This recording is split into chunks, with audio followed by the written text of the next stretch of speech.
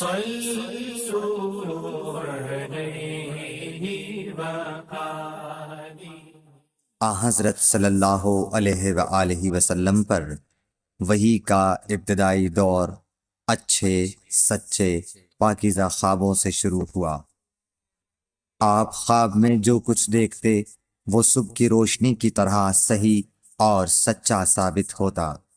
پھر من جانب قدرت آپ تنہائی پسند ہو گئے اور آپ نے غار حرا میں خلوت نشینی اختیار فرمائی اور کئی دن اور رات وہاں مسلسل عبادت اور یاد الہی و ذکر میں مشغول رہنے لگے۔ جب تک گھر آنے کو دل نہ چاہتا توشہ ہمراہ لیے ہوئے وہاں رہتے۔ توشہ ختم ہونے پر ہی اہلیہ محترمہ حضرت خدیجہ رضی اللہ تعالی عنہا کے پاس تشریف لاتے اور کچھ توشہ ہمراہ لے کر پھر وہاں جا کر خلوت گزین ہو جاتے۔ یہی طریقہ جاری رہا یہاں تک کہ آپ پر حق منکشف ہو گیا اور آپ غار حرا ہی میں قیام پذیر تھے کہ اچانک حضرت جبرائیل علیہ السلام آپ کے پاس حاضر ہوئے اور کہنے لگے کہ اے محمد پڑھو۔ آپ فرماتے ہیں کہ میں نے کہا کہ میں پڑھنا نہیں جانتا۔ آپ صلی اللہ علیہ وسلم فرماتے ہیں کہ فرشتے نے مجھے پکڑ کر اتنے زور سے بھینچا کہ میری طاقت جواب دے گئی۔ پھر مجھے چھوڑ کر کہا پڑھو۔ میں نے پھر وہی جواب دیا کہ میں پڑھا ہوا نہیں ہوں۔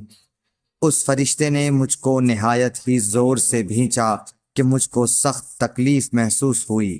پھر اس نے کہا کہ پڑھ۔ میں نے کہا میں پڑھا ہوا نہیں ہوں۔ فرشتے نے تیسری بار مجھ کو پکڑا اور تیسری مرتبہ پھر مجھ کو بھینچا، پھر مجھے چھوڑ دیا اور کہنے لگا کہ پڑھو اپنے رب کے نام کی مدد سے جس نے پیدا کیا اور انسان کو خون کی پھٹکی سے بنایا۔ پڑھو اور آپ کا رب بہت ہی مہربانیاں کرنے والا ہے۔ بس یہی آیتیں آپ حضرت جبرائیل علیہ السلام سے سن کر اس حال میں غار حرا سے واپس ہوئے کہ آپ کا دل اس انوکھے واقعے سے کانپ رہا تھا۔ آپ حضرت خدیجہ کے ہاں تشریف لائے اور فرمایا کہ مجھے کمبل اوڑھا دو، مجھے کمبل اوڑھا دو۔ لوگوں نے آپ کو کمبل اوڑھا دیا۔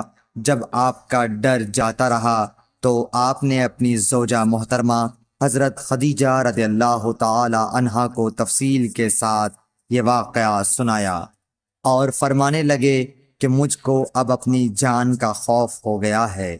آپ کی اہلیہ محترمہ حضرت خدیجہ رضی اللہ تعالی عنہا نے آپ کی ڈھارس بندھائی اور کہا کہ آپ کا خیال صحیح نہیں ہے۔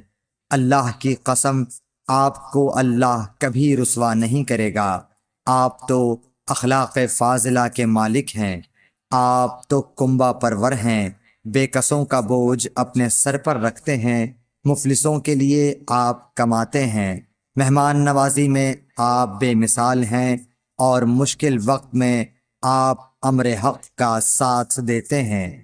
ایسے اوصاف حسنہ والا انسان یوں بے وقت ذلت و خواری کی موت نہیں پا سکتا۔ پھر مزید تسلی کے لیے حضرت خدیجہ رضی اللہ تعالی عنہا آپ کو ورقہ بن نوفل کے پاس لے گئیں جو ان کے چچا زاد بھائی تھے اور زمانہ جاہلیت میں نصرانی مذہب اختیار کر چکے تھے اور عبرانی زبان کے کاتب تھے۔